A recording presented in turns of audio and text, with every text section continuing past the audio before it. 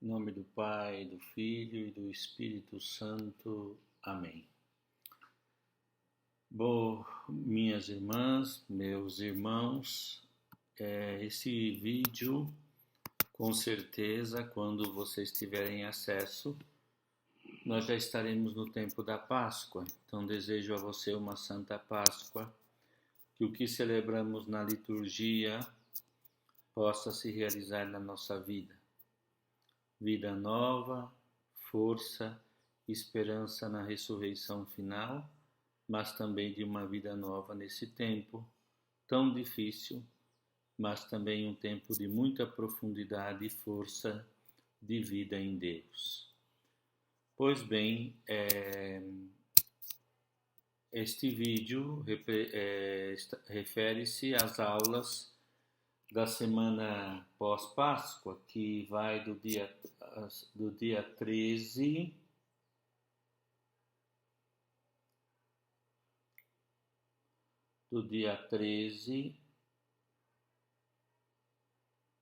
ao dia 10 de abril, que eu gravo as aulas para a turma matutina, noturna, e também assim podemos trabalhar juntos. E nós vamos começar no livro do João Paulo, Deus Unitrino, capítulo 3, que é a evolução histórica da doutrina trinitária, tá bom? Eu espero que vocês possam, com paciência e amor, ter paciência comigo, que não sou ainda muito bom nessa área, mas de dar aula online, mas a gente faz o que pode por amor a Cristo, e nós pedimos a Ele que nos ajude, né? Qualquer coisa vocês podem me enviar zap, ligar se quiser, vocês têm acesso, mandar e-mail, e assim nós vamos trabalhando juntos. Vinde, Espírito Santo, enchei os corações dos vossos fiéis e acendei neles o fogo do vosso amor. Enviai o vosso Espírito, e tudo será criado, e renovareis a face da terra. Oremos. Ó Deus, que instruíste os corações dos vossos fiéis com a luz do Espírito Santo, fazei que apreciemos retamente todas as coisas, segundo o mesmo Espírito, e gozemos sempre da sua consolação. Por Cristo, Senhor nosso. Amém.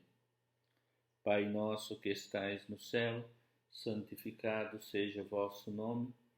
Venha a nós o vosso reino. Seja feita a vossa vontade, assim na terra como no céu.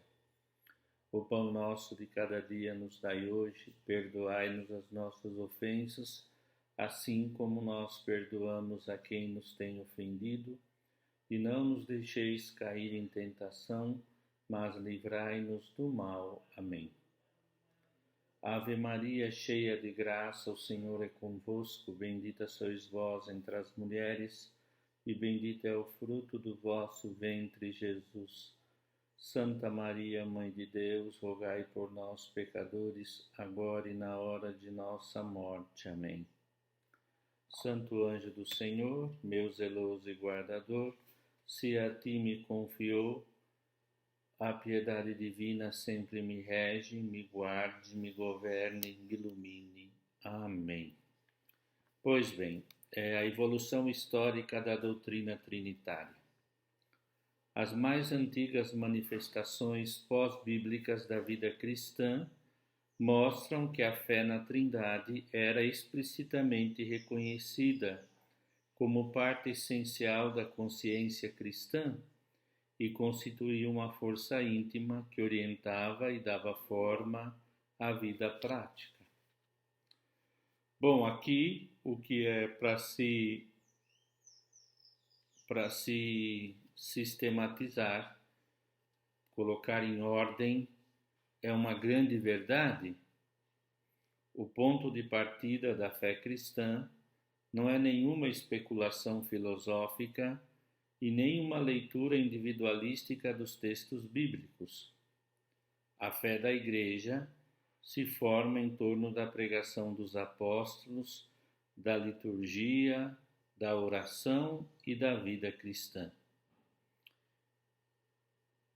Irineu e Tertuliano resumiram o conteúdo substancial da fé da Igreja com a expressão regula fidei, a regra da fé, como nós já vimos em Agostinho no início do curso. A regra de fé é um resumo da totalidade da fé cristã. Esta regra se funda na pregação apostólica e é conservada com zelo pela sucessão apostólica. Para ser batizado, um cristão deve ser formado e preparar-se para aderir plenamente à regula fidei. Vamos repetir o que é a regra da fé. A regra da fé é um resumo da totalidade da fé cristã, que se funda na pregação apostólica e é conservada com zelo pela sucessão apostólica. Então aí nós temos aqueles elementos da teologia fundamental, o depósito da fé, Sagrada Escritura, tradição, magistério que ensina. Santo Irineu afirma que a confissão trinitária pertence à regra da verdade que o cristão recebe no batismo. O conteúdo desta verdade consiste no fato de que se recebe o batismo para a remissão dos pecados, no nome do Pai, do Filho e do Espírito Santo. Hipólito morreu em 235 d.C., escreveu a Traditio Apostolica, a tradição apostólica, onde recolheu de um modo sistemático os ritos litúrgicos de sua época. Nesse contexto, encontramos as seguintes perguntas por ocasião do batismo. Seria muito importante, depois eu vou colocar no guia de estudo desta aula, ler a parte nas páginas 108. Crês em Deus Pai Todo-Poderoso? E aquele que é batizado responda, eu creio. Imediatamente com a mão pousada sobre a cabeça, batize-o uma vez dizendo a seguir, crês em Jesus Cristo, Filho de Deus, nascido do Espírito Santo e da Virgem Maria, que foi crucificado sobre Pôncio Pilatos, morrendo e sendo sepultado e vivo, ressurgiu dos mortos no terceiro dia, subindo aos céus e sentando-se à direita do Pai, donde julgará os vivos e os mortos? Quando responder, creio, será batizado pela segunda vez e dirá mais uma vez, crês no Espírito Santo, na Santa Igreja, na ressurreição da carne? Responderá o que está sendo batizado, creio, e será batizado pela terceira vez. Possuímos outros testemunhos antigos que se referem à estrutura trinitária do batismo e da fé batismal. Podemos citar, por exemplo, a de Daquê e a primeira apologia de Justino, metade do século II, que descreve como os candidatos do batismo recebem o banho batismal em nome do Pai e do Filho e do Espírito Santo. No início do século III, Orígenes comenta vivamente a importância da confissão batismal trinitária, comparando-a a uma tríplice corda que não se rompe. Esta corda sustenta a vida da Igreja. No final do seu tratado sobre a Trindade, Agostinho afirma que o mandamento batismal do Senhor é a mais clara revelação da Trindade. A regula fidei, a regra da fé, também se mostra de um modo claro na celebração eucarística. Em cada Eucaristia, encontramos diversas menções à fé trinitária, mas queremos sublinhar duas. a doxologia e a epíclise. O primeiro testemunho da doxologia se encontra na obra de Justino.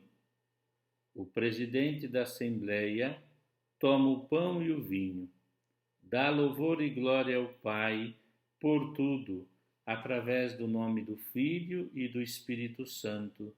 Depois diz um longo agradecimento. Hipólito nos apresenta uma doxologia trinitária no final da oração eucarística. Te louvamos e exaltamos, tu, ó Pai, o Filho com o Espírito Santo, na tua Santa Igreja, agora e pelos séculos dos séculos. Amém. Encontram-se muitas outras doxologias trinitárias na Traditio Apostólica e nos escritos dos padres da Igreja. Orígenes, por exemplo, afirma que convém começar e terminar cada oração com o louvor ao Pai por Jesus Cristo no Espírito Santo. Como podemos ver até aqui, vemos nesses testemunhos circularidade existente desde os primórdios da Igreja entre lex orandi e a lex credenti. Aquilo que rezamos, aquilo que celebramos, é aquilo que cremos. Aquilo que celebramos é aquilo que cremos. Aquilo que cremos é produto do que celebramos. Antes de escrever, de doutrinar, de fazer catecismos, a Igreja celebrou um mistério. E uma coisa não sobrepõe a outra, mas leva efetivamente à vivencialidade do mistério de Cristo, que revela, como eu disse, o Pai e o Espírito Santo. Paralelamente aos testemunhos relativos aos modos celebrandi, ou seja, o modo que se celebrava o batismo e a Eucaristia, dos primeiros cristãos, encontramos o testemunho dos mártires, que não hesitam em confessar a sua fé trinitária diante de seus algozes.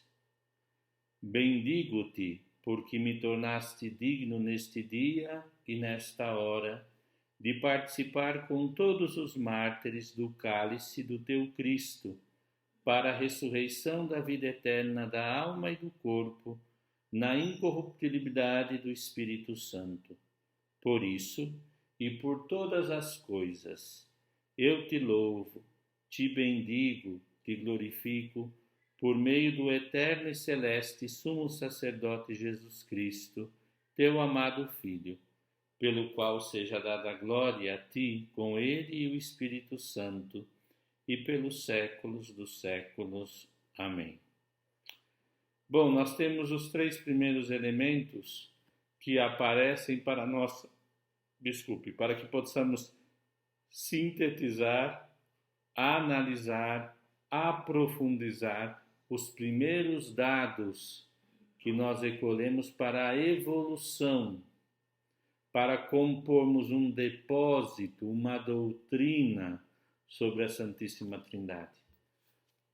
Primeiro, na celebração, os elementos que encontramos nos primeiros séculos na celebração do batismo, da Eucaristia, a celebração da missa, e o testemunho dos mártires, que morrem confessando a fé no Deus unitrino. E agora, vamos voltar a outro elemento que a Igreja primitiva, que a Igreja pós o evento da paixão pós-pascal vivia. Então vamos ver. Outro elemento importante que vai favorecer o desenvolvimento da doutrina trinitária é, sem dúvida, o influxo da Sagrada Escritura, diversos textos do Novo Testamento e uma leitura cristã do Antigo vão iluminar a fé trinitária cristã e servir de base para a teologia trinitária. citamos ainda o desenvolvimento filosófico da ideia do Logos. Essa ideia presente no estoicismo, no platonismo e em Filão de Alexandria.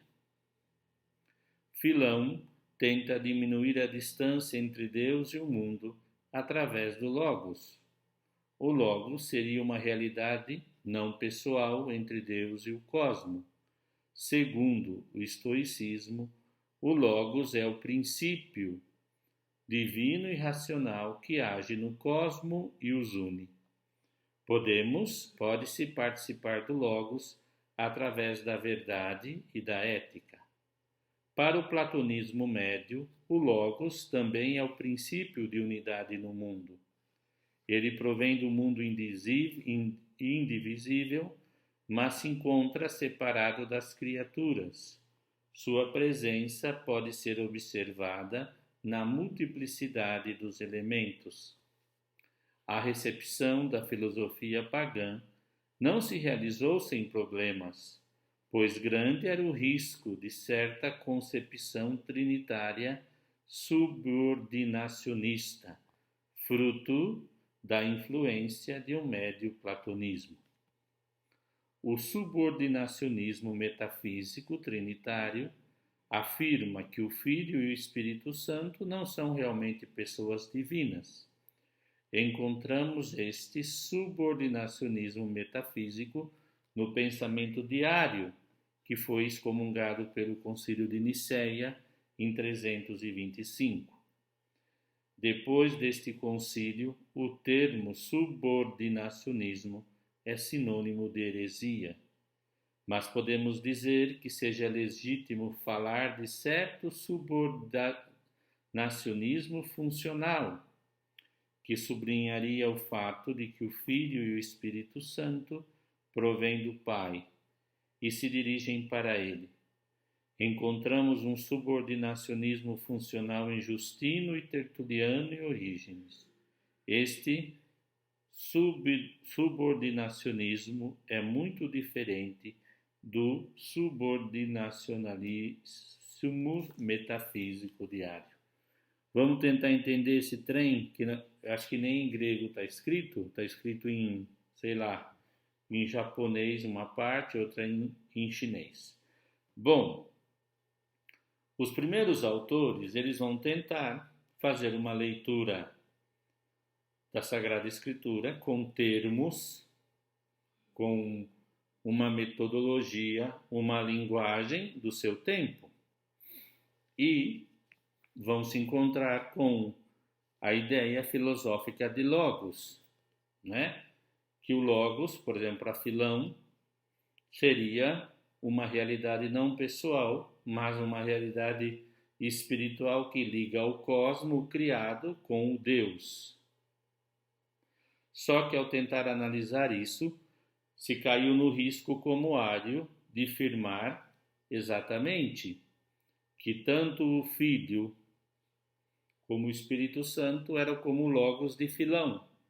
Não eram realidade pessoal que nós temos concepção de hoje, não era Deus, mas era o quê?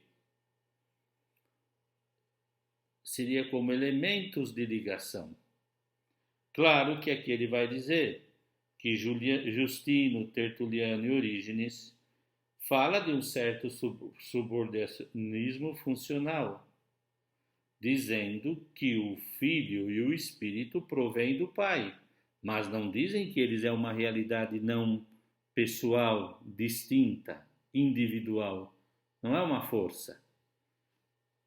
Ok? Estamos longe para definir o conceito de pessoa ainda, mas só para vocês verem que não é tão difícil. Nessa tentativa de adequar a linguagem, a gente sempre tem essa problemática de dificultar um pouquinho, de não sistematizar claro, porque a gente às vezes tem um pensamento anacrônico, porque a gente pensa com a cabeça de hoje. Mas imagina se você fosse da igreja nos primeiros séculos, onde nós não tínhamos toda essa regula fidei explicada através de documentos, do catecismo, de alguns manuais de teologia, de bons e boas pensadores e pensadoras fiéis ao magistério da Igreja, porque não tinha ainda um magistério, um ensino sistemático, porque tudo era muito novo, não é mesmo? Então nós estamos aqui no período dos padres, né? Da patrística, e vamos lá.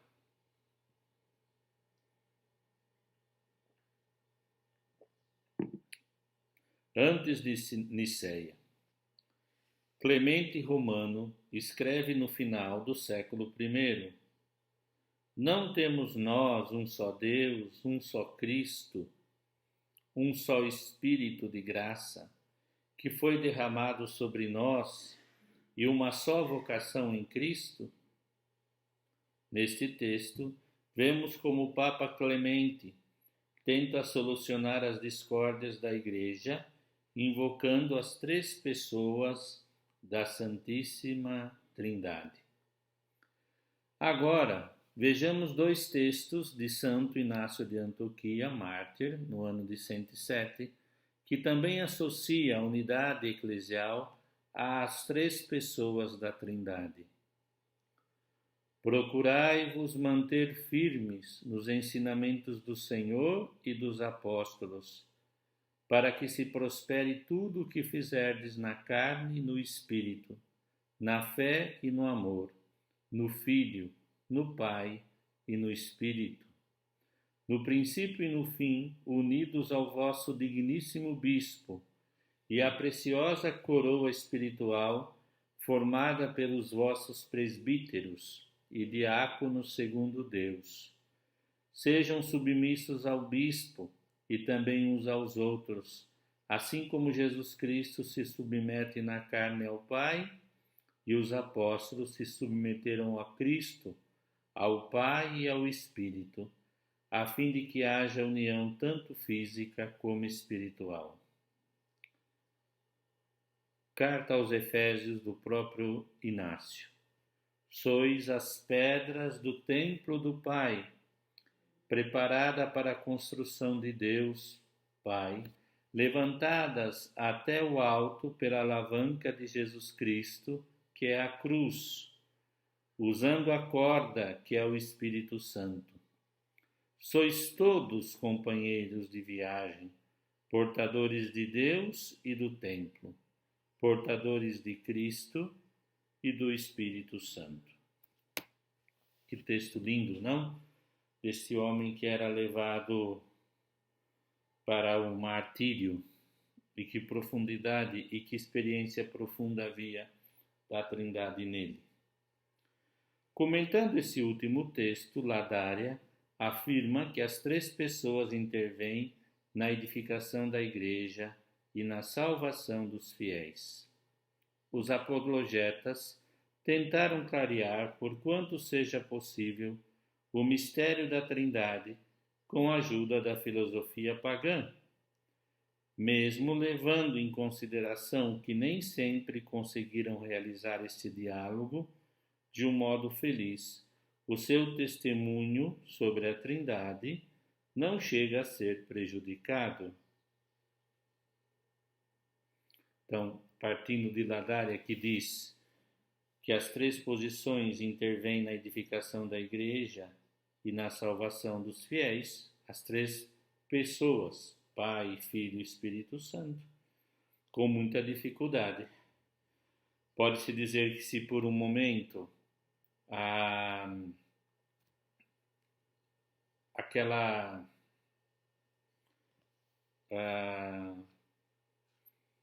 dificuldade de diálogo e também de usar termos da filosofia pagã traz seus problemas, mas não prejudica o testemunho desses santos sobre a Trindade, nem o esforço de apresentação e sistematização de uma verdade da fé.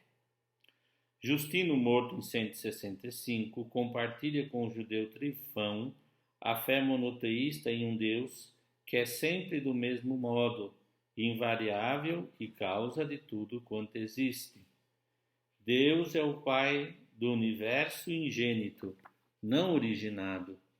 Ele afirma que o Filho foi gerado antes de todas as coisas e que tudo que foi criado e ordenado pelo Pai por meio do Filho.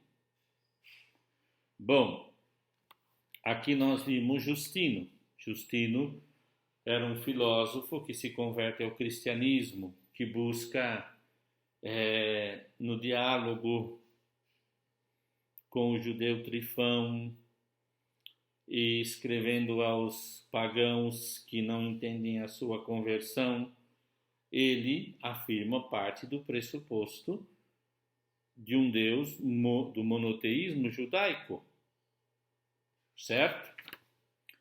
Aí Ladária observa, Ladária comenta sobre o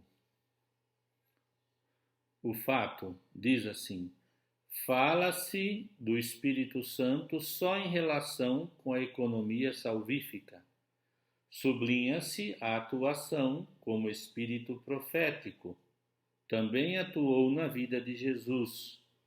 O Espírito opera sua encarnação, ainda que nesse caso se produza certa confusão com o Filho. O Espírito desceu sobre Jesus no batismo, sem ter Jesus necessidade disso, para que a partir dele o Espírito pudesse derramar-se sobre os cristãos. Então aqui o primeiro elemento é que ainda nós temos uma certa ausência de uma apresentação clara do Espírito Santo ligado lá na vida íntima, na Trindade imanente. Se fala muito mais do Espírito em relação à economia salvífica, né? Economia é a obra da salvação, a obra da Trindade destra, da Trindade econômica, o Espírito como elemento de santificação, lembra em Pentecostes. Tá bom? A consideração aqui de Ladária é muito interessante. Não aparece ainda a própria visibilidade do Espírito Santo. Aliás, é difícil. Sesboé escreveu algumas conferências que se tornou um livrinho, O Espírito Santo sem rosto e sem voz, né? Falar do Espírito Santo não é tão fácil quando a gente tenta sistematizar, porém não impossível. Existe um tratado só sobre o Espírito Santo, que é pneumatologia. Atenágoras, na segunda metade do século II, defende o cristianismo contra a acusação proveniente do paganismo, de ateísmo, ensinando que não somos ateus, pois admitimos um só Deus, incriado, eterno, invisível, impassável, impassível, incompreensível e imenso. Compreensível à razão só pela inteligência, rodeado de luz, beleza, espírito e poder inenarrável, pelo qual tudo foi feito, através do Verbo que dele vem, e pelo qual tudo foi ordenado e se conserva. De fato, reconhecemos também um Filho de Deus. O Filho de Deus é o Verbo do Pai, em ideia e operação.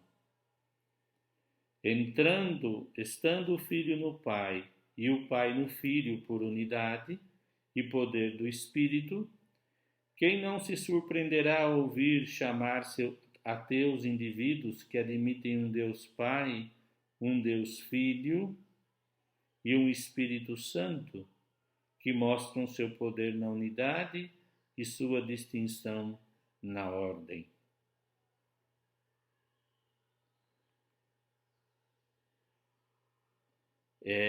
Esse texto é muito lindo, porque a acusação dos pagãos era que o cristianismo não era ateu, e porque não se conseguia explicar como nós concebíamos não deuses diferentes, céu, lua, astros, eco, aquilo ali, alô, mas um só Deus em três pessoas.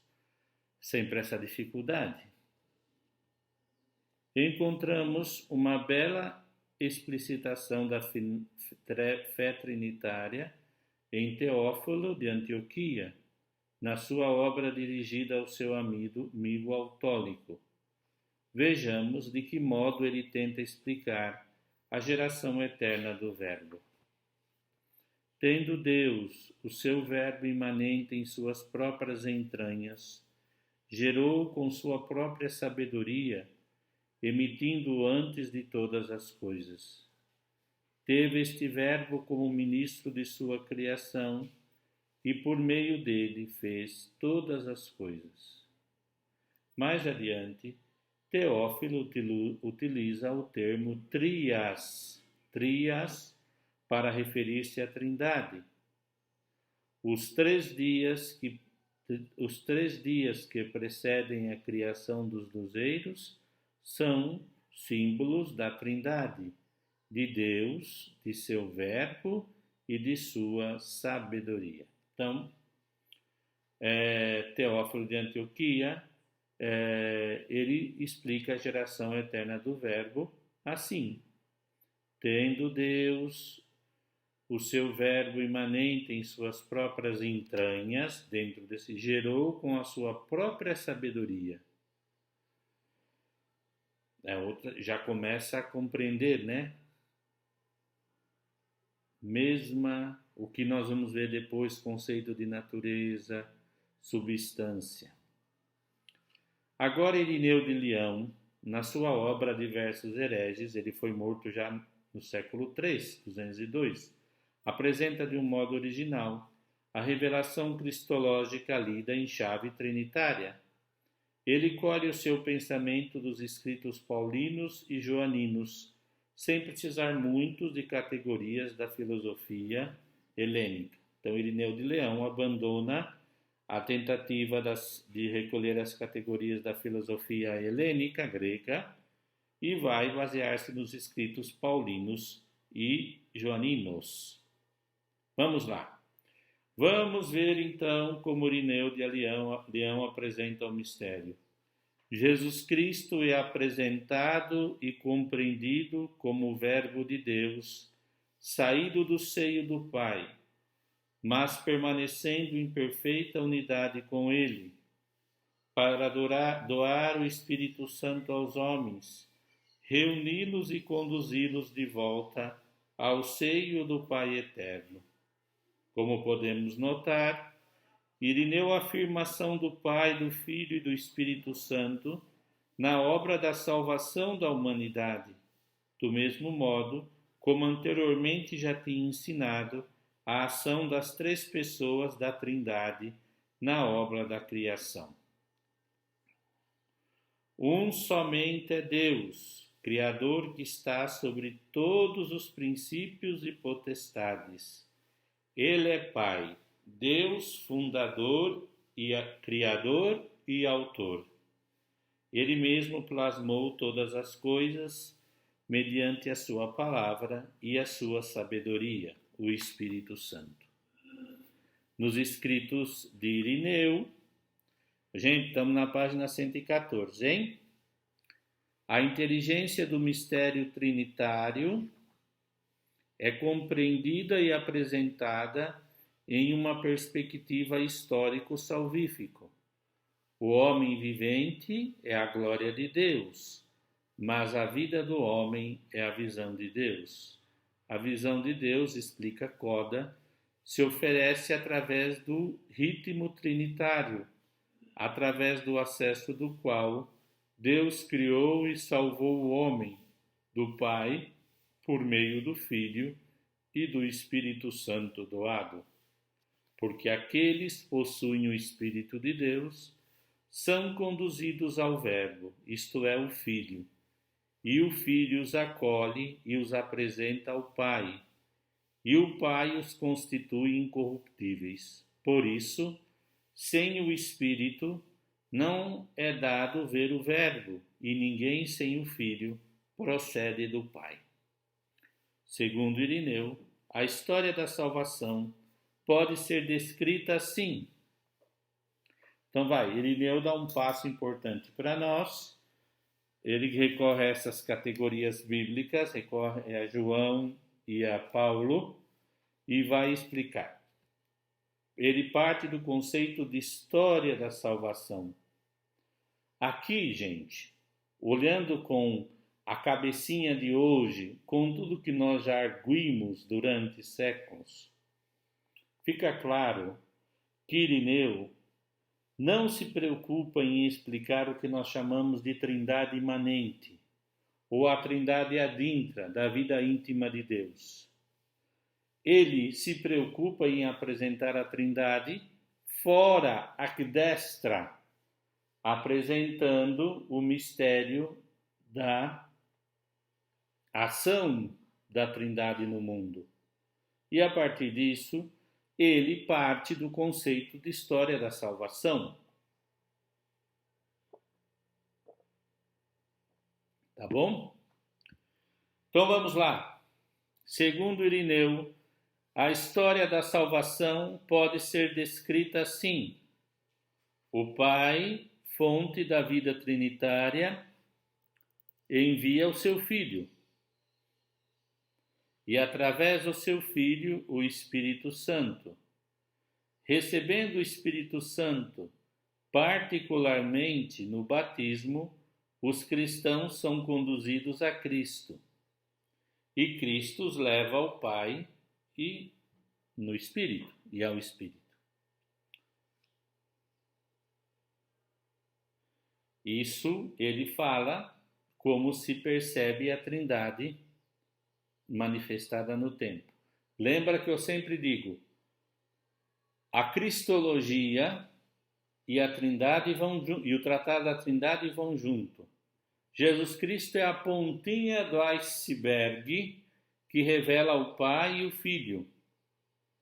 E aqui, Irineu, fazendo essa análise explicativa a partir dos textos de João, repito, e de Paulo, a obra paulina e joanina, ele vai repreender os gnósticos por falarem da geração do Filho, dizendo jocosamente: vocês viram o parto de Cristo, da segunda pessoa da Santíssima Trindade?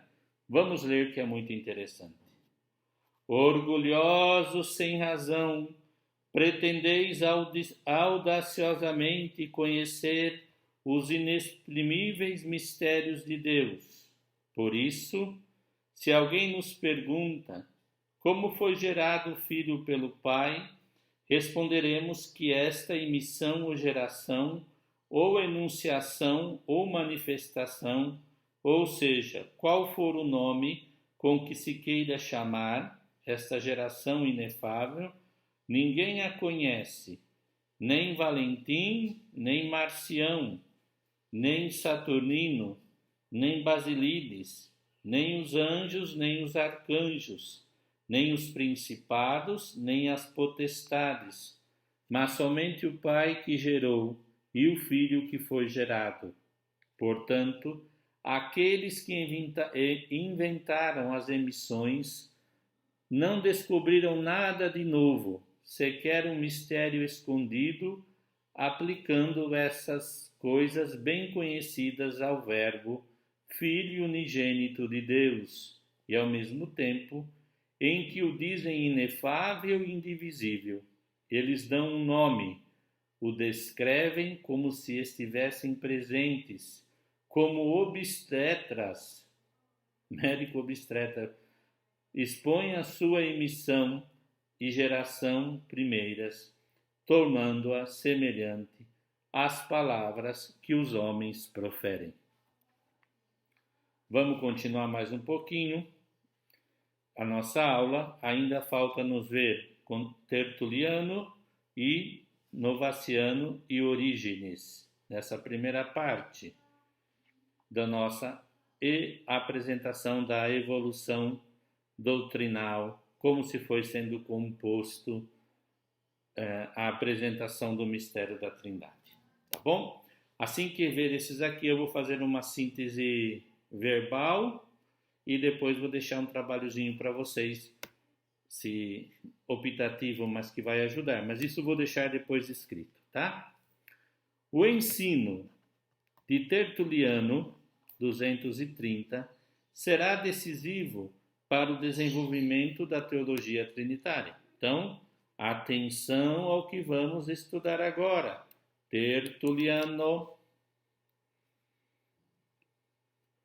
Além de expor a ortodoxamente a fé trinitária contra o monarquianismo, ele cunha a expressão latina trinitas, para dizer o fato de que Deus seja ao mesmo tempo uno e trino. Adota o termo persona para dizer a realidade distinta dos três, e o termo substância para referir-se à sua unidade e à sua igualdade de natureza. Pois bem, vamos lá. O nosso querido Tertuliano, ele vai usar o termo persona, que depois nós usamos como pessoa, e a palavra substância, para referir-se à unidade e à igualdade da natureza. Para falar que são distintos, persona. Para falar que são da mesma natureza, substância. Tá? Aqui nós temos que chamar a atenção e procurar sistematizar um pouco depois, tá bom?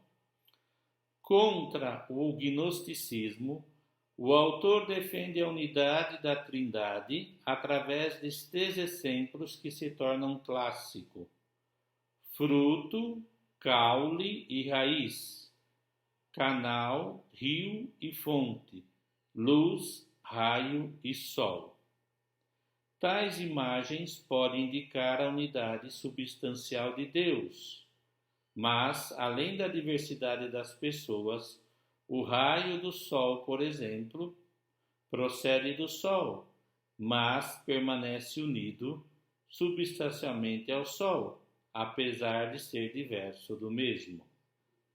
Então, aqui ele usa essas analogias para dizer que uma pessoa divina procede do Pai, como o raio do sol procede do sol. O raio é distinto do sol, mas provém do sol. Isso significa, para explicar isso, a unidade divina, ele usa a categoria de substância, que significa a essência de um ser.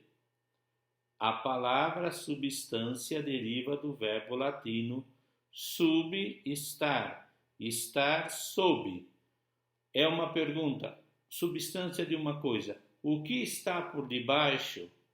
O que ela é?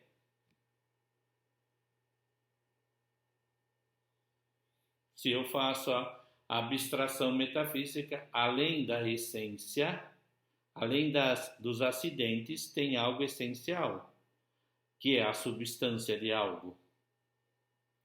E ele diz, porque tudo vem de um pela unidade de substância e ao mesmo tempo se aguarda o mistério da economia, que dispõe a unidade na Trindade, na ordem dos três, o Pai, o Filho e o Espírito Santo, mas três não pelo estado, e sim pelo grau, não pela substância, senão pela forma, não pela potência, mas pela manifestação. Porém, os três são de uma só substância, de um só estado e de uma só potência. Porque um só Deus, do qual esses graus, formas e manifestações se distribuem nos nomes do Pai, do Filho e do Espírito Santo. Enquanto pergunta o que é Deus, aponta para a substância, substare.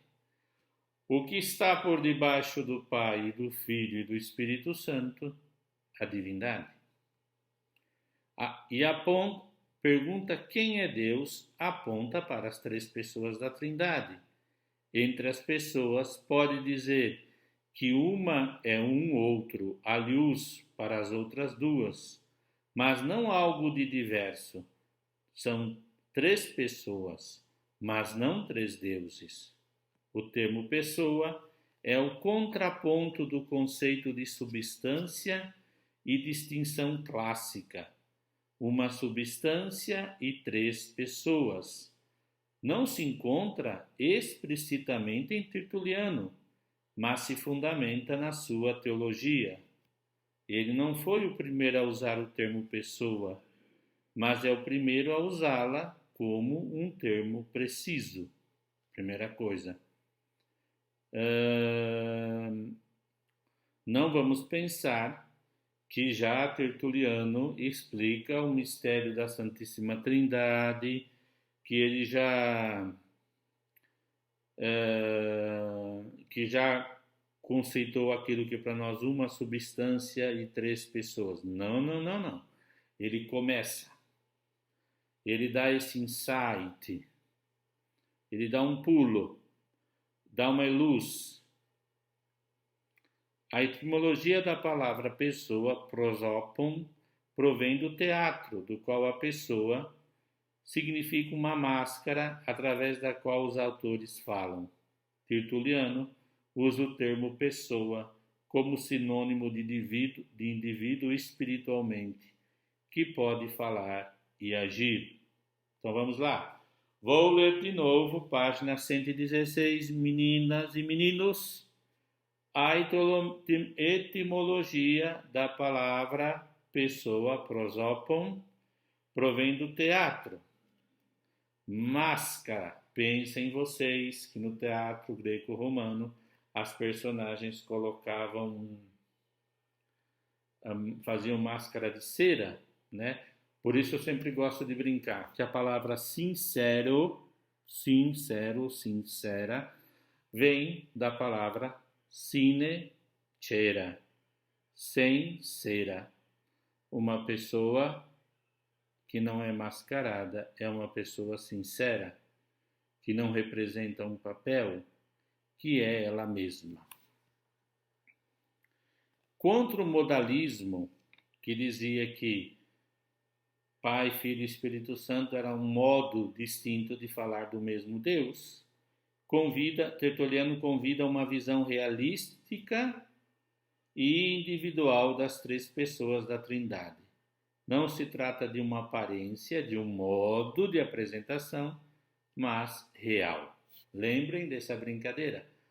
Pessoa vem de máscara, máscara vem do teatro, a pessoa sem pessoa aqui não é tido como máscara, mas como um modo real de ser.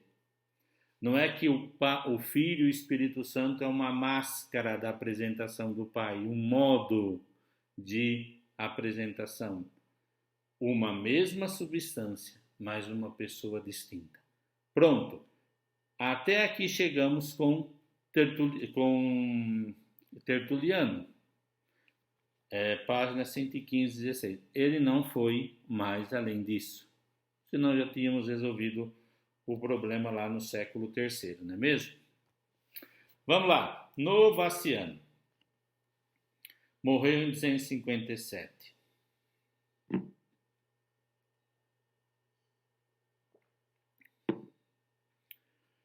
Quando ainda estava em situação regular na igreja, entre os anos 240 e 250, escreveu um livro de Trinitate. Nesta obra ele escreve: existe Deus, Pai, fundador e criador de todas as coisas, o único que não tem origem, invisível, imenso, imortal, eterno, único Deus. Dele foi gerado como Filho o Verbo, o Filho sendo gerado pelo Pai, está sempre no Pai. Deus, que procede de Deus, enquanto Filho, é a segunda pessoa depois do Pai. Lendo esta obra, percebemos que Novaciano confessa a divindade do Filho, mas em subordinação e dependência do Pai que o gerou. Eles não são dois deuses, são um só, mas a união implica a identidade pessoal, como deseja Sibélio. No que concerne ao Espírito Santo, Novaciano não o chama de pessoa, nem parece afirmar explicitamente que é Deus, mas pelos efeitos que lhe são atribuídos, resulta claro o seu caráter divino. Afirma-se que o Espírito Santo é objeto de fé. E ele encontra-se na fórmula triádica que conclui e, de certo modo, resume a obra de Novaciano.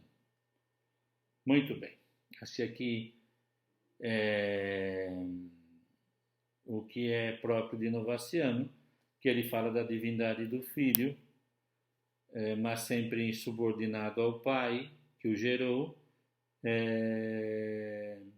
não chama explicitamente o Espírito Santo de Deus, mas, pelos efeitos que lhe são atribuídos, resulta claro ser divino, sempre aqui, vindo a dextra e pouca facilidade de compreender, e é claro, ao aspecto metafísico da Trindade ac dintra.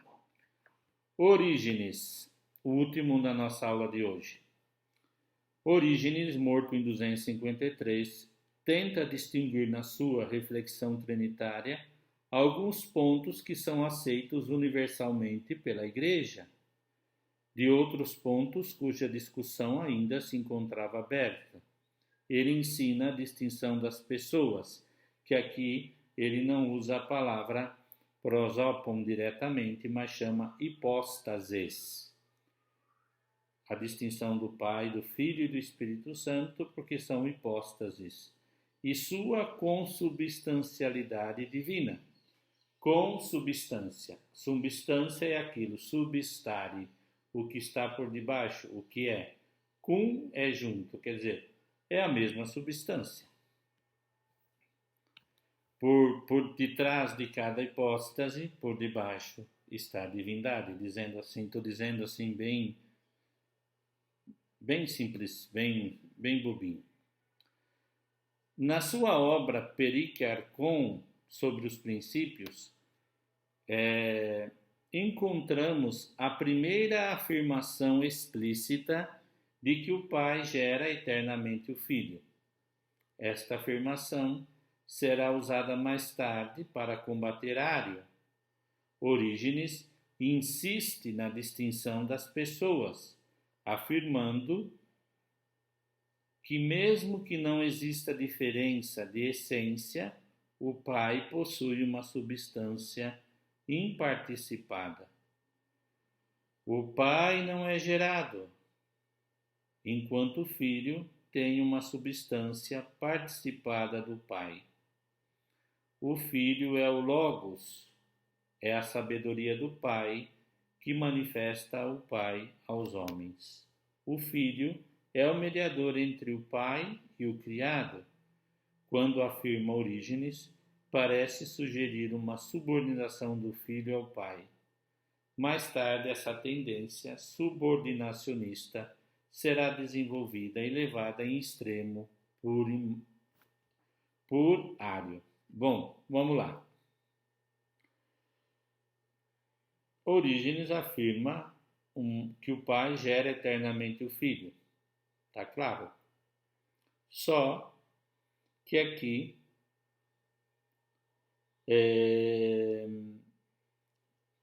essa forma da apresentação dele ainda muito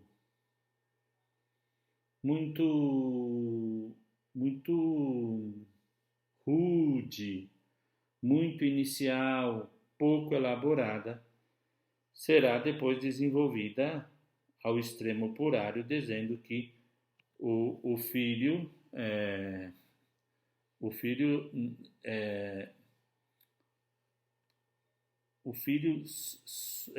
é subordinado na hierarquia, é menor que o pai, se podemos dizer. Mas isso é só uma pequena elaboração, porque ainda não falamos desse tema. Mas ele usa o termo que depois, gerado eternamente pelo Pai, que no credo nós dizemos gerado, não criado. Orígenes ensina a hipóstase individual do Espírito Santo e a sua divindade, mas os seus escritos são pouco incertos a respeito da processão do Espírito Santo. Parece indicar uma subordinação do Espírito em relação ao Pai e ao Filho. Orígenes afirma que o Espírito Santo procede do Pai por meio do Filho, mas não explicita exatamente como isto ocorre.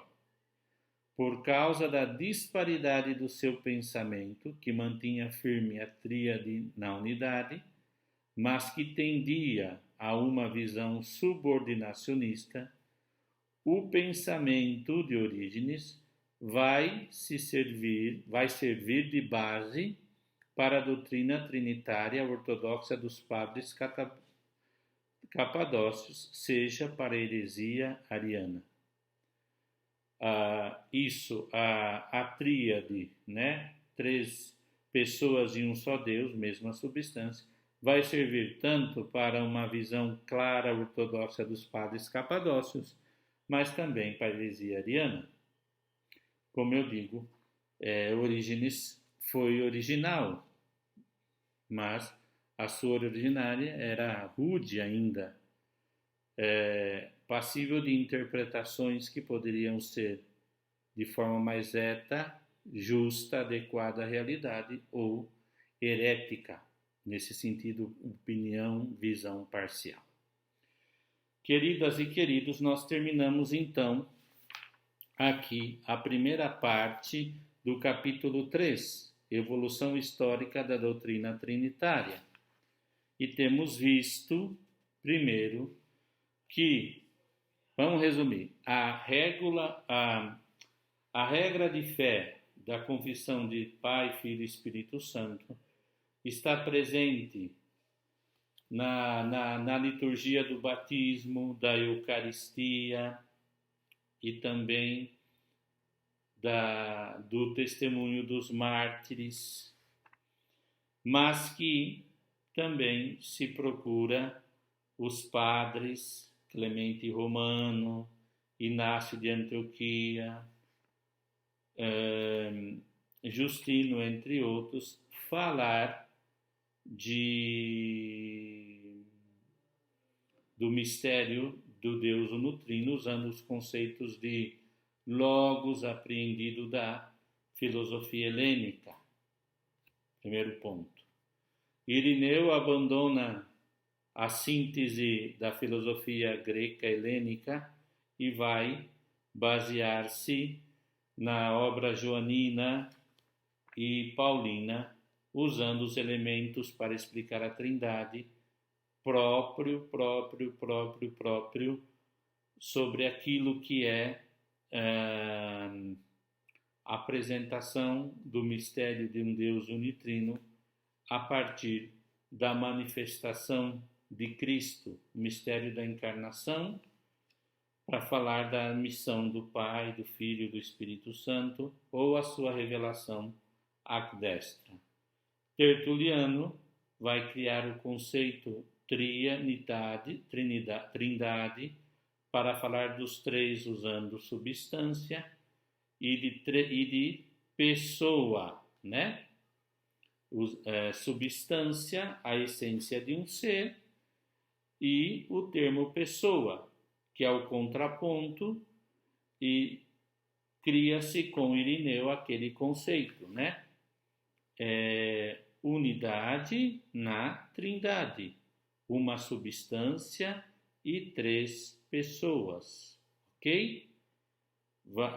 E aqui, uma substância e 3 pessoas. Essa é a distinção clássica do nosso querido Tertuliano. E usa o conceito pessoa como prosofon, que vem do conceito de pessoa máscara.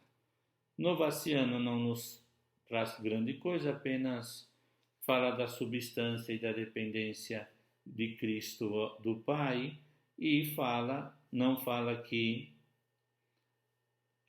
o Espírito Santo é Deus, mas tem caráter divino. Orígenes usa a palavra hipóstasis para falar da distinção das três pessoas e fala de consubstancialidade, não é mesmo?